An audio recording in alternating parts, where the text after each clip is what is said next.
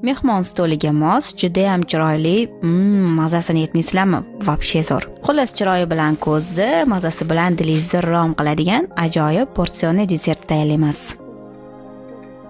Gazga qo'yiladigan tegi qalin idishga 125 ml suv, 125 ml suv, 1 osh qoshiq shakar, yarim choy qoshiq tuz va 100 g mazali sariyog' qo'shib o'rta olovda qaynatgan qo'yamiz. Qaynab chiqqach, suyuq massaga 150 g oliy navli unni qo'shib, to'xtamasdan lopatkada aralashtirib turgan holda xamirni 2 daqiqa pishiramiz.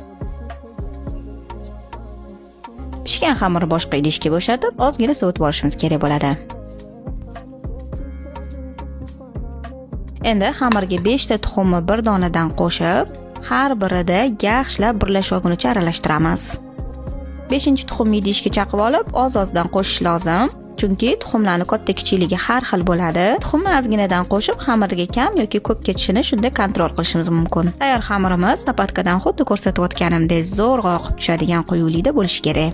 Menda tuxumlar kichkinaroq bo'lgani uchun 5 ta emas, 5,5 ta tuxum ketdi. Xamirni dumalona satkali konditer qopchiga qo'yib, pishiriq qog'oz solingan listga nohotdan kattaroq tomchilik ko'rinishda siqib chiqamiz.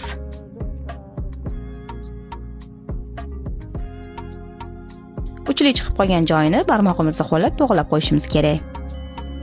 Mini profiterolechalar oldindan 180 darajada qizib turgan, tepa past yoqilgan rejimdagi duxovkada chiroyli qizargunicha taxminan 25 daqiqa pishiriladi. Ushbu ketma-ketlikda qolgan xamirni ham pishirib olamiz. Umumiy hisobda menda 3 ta list chiqdi.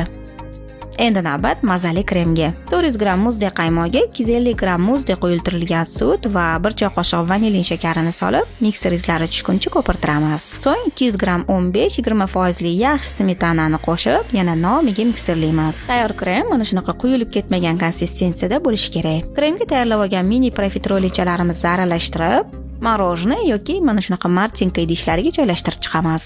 Orasiga malina, ustiga esa eritib olingan shokolad va myata barglari bilan yasatsanglar, desert yanada chiroyli, qiziqarli va mazali bo'ladi. Ushbu masalliqlardan menda 10 ta porsiya chiqdi. Juda ham mazali, yegan sari odam o'zini to'xtata olmaydigan, mehmon dasturxoniga qo'ysangiz aniq ortmaydigan desert bo'ladi. Albatta tayyorlab ko'ringlar, barchalarga tavsiya qilaman.